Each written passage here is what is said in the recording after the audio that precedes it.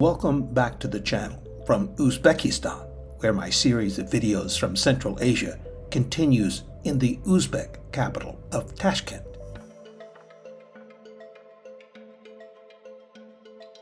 I flew here from Bishkek, Kyrgyzstan's capital, about an hour's flight. And as I look down on the barren high plateau that stretches away from the towering mountains to the east, I couldn't help but reflect on what it must have been like for travelers along the ancient Silk Road as they passed through here. Tashkent was, of course, on that road, perhaps not coincidentally at about the halfway point between China and Europe. Unlike some other fabled places I hope to visit on the Silk Road as I follow it across Uzbekistan from east to west, there's relatively little in this modern metropolis to suggest the essence of those ancient times.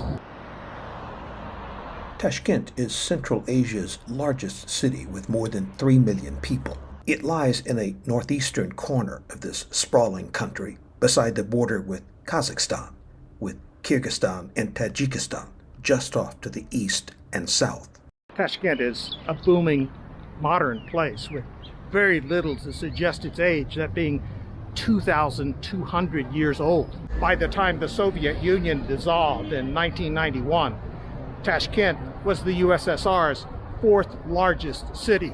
This city has been a center of Central Asian education, culture, religion, and politics under various empires for many centuries, including notably in the 14th century, when the great Central Asian conqueror Amir Timur, or Tamerlane, brought it to heel.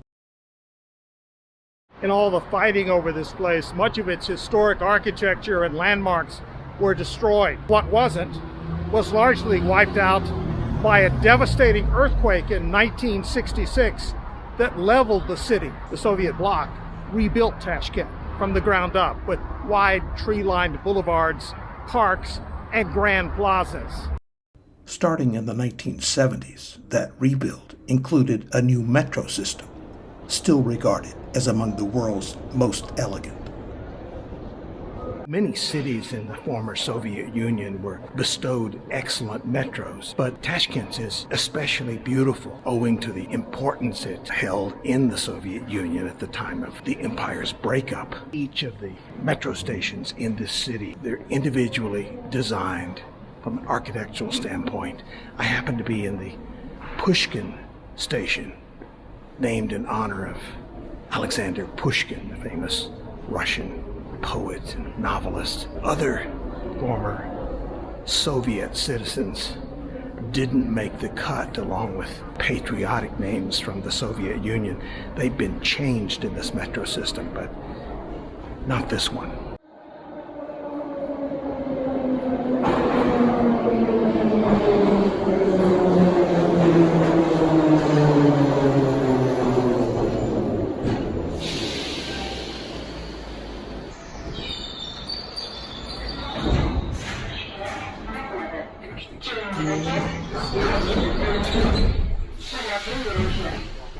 You can tell it's a weekend. It's a Sunday, and finding a seat is easy. Just a word for the wise for those who come here and use the metro. It's always good to count your stops here. Unless you know the Cyrillic alphabet, it's not so easy to see exactly the name of the station where you're supposed to get off. This happens to be Elisher Nevoy station, and I do see that it's also included in the Roman alphabet on the small signs, but if you're on a train and depending on the big signs along the side of the wall, forget about it. Of all of the metro stations I've seen, this one is a bit special. It's Cosmonauts station. The treatments here make you feel as though you're in a retro spaceship. It evokes the sky on each side with the walls of the station, along with circular murals of cosmonauts running down the ridge of the ceiling from beginning to end. Decorative features that evoke clouds. That wall you see behind me is inscribed with names of contributors to the Soviet space program. The first name on the list is cosmonaut Yuri Gagarin.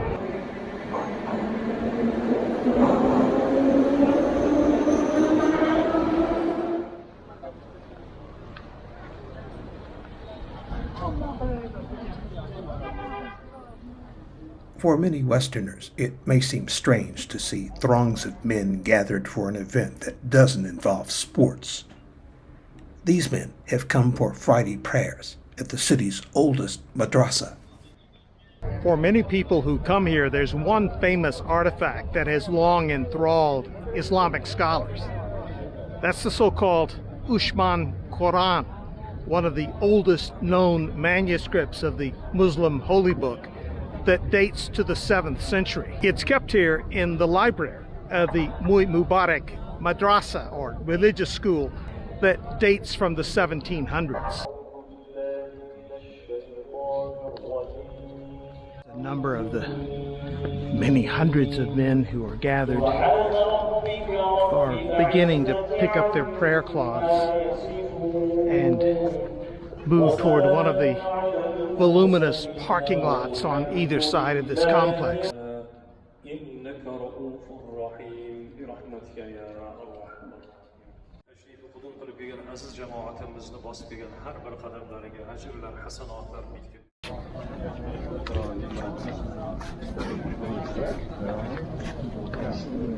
Welcome to Uzbekistan. Thank you. People are remarkably friendly here. Right away when I arrived here, there was a comparatively relaxed vibe from the airport, where things are normally very hectic and it's easy to get on people's nerves, to the streets and cafes here, and now here at this madrasa.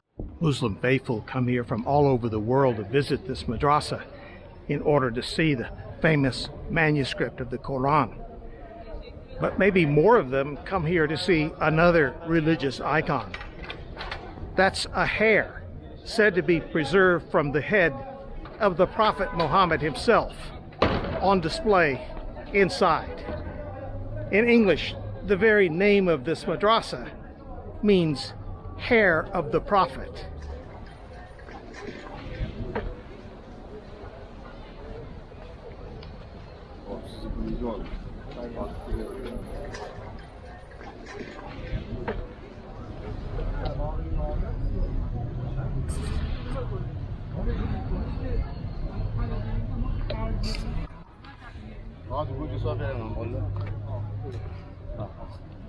Pure pomegranate juice being squeezed and bottled on the spot.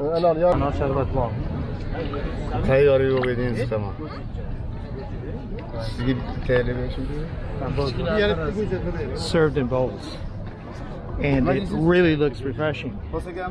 And if I were more adventurous, I would be swilling some of that down right now. Stick with water instead.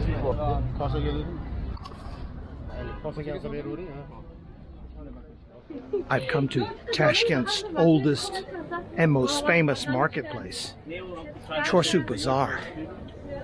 And I've got to tell you, it's maybe the largest bazaar I've ever seen, or at least it feels that way. I entered in a side entrance off a street that really gave no hint that you were coming up upon it, and walked through a maze of indoor shops thinking, well, maybe this is not the bazaar.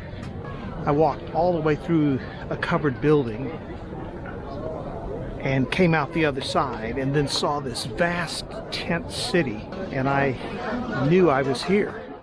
Chorsu is actually a Tajik word, which means crossroads, which speaks to the central location of this market. When it was founded, this bazaar has been here for, well, at least since the 1500s. What it has become is just an enormous piece of real estate with, I'm sorry to say, no real directions for outsiders. If you're from here, you know where you're going, But I've been meandering for a half hour. I finally come to the centerpiece that I wanted to show you. It's this giant blue dome built by the Soviets in the 1970s.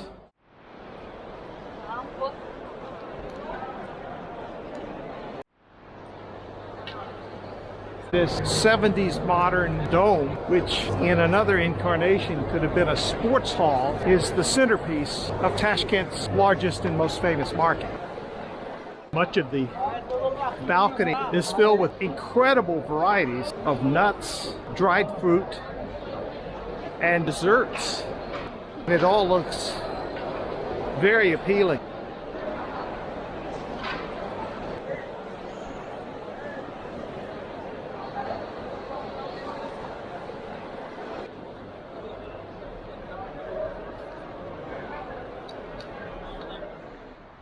It seems a bit strange that there should be so much open space in what is described as the center of Tashkent. And yet you have to remember, this city was devastated in 1966 by the earthquake. It was rebuilt with a plan, a one-time opportunity to provide green space, open space, wide plazas and boulevards, and that's what the Soviet regime did at the time.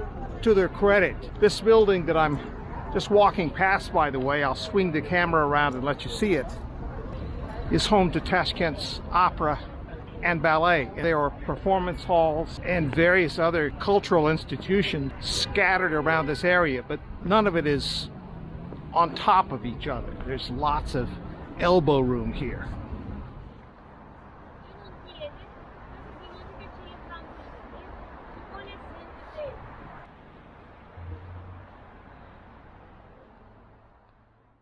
Well, I've come to Uzbekistan and Tashkent's most important plaza, Independence Plaza, home to Independence Monument, the country's most important patriotic monument.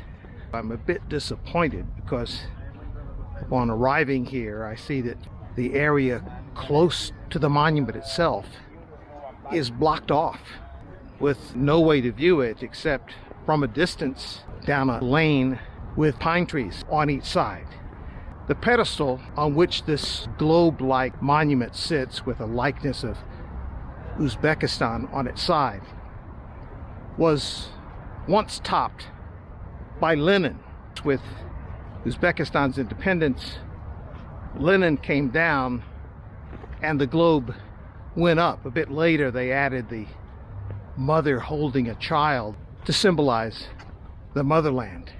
I noticed there was a contingent of soldiers, really nothing going on. But I asked one of them why the area near Independence Monument was closed. He explained to me that the president, his residence is next door, and so the area has been closed off permanently, including the designed park around the monument itself. How long that's been in effect, I have no idea. But at least now we know.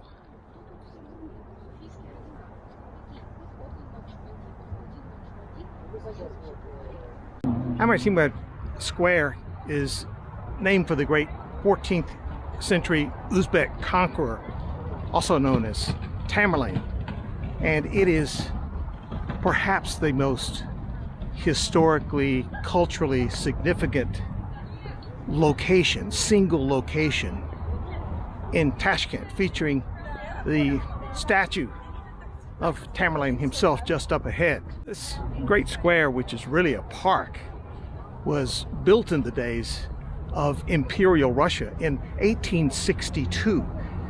It was then known as Konstantinov Square.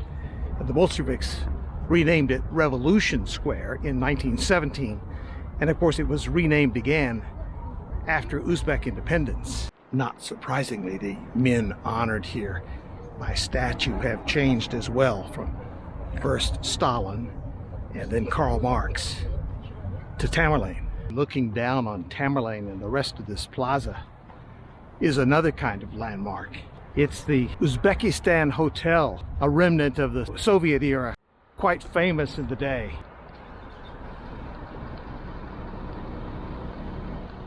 If you're here and like Soviet architecture, it's well worth a look. Next from Uzbekistan, it's across the high plains to the Silk Road city of Samarkand.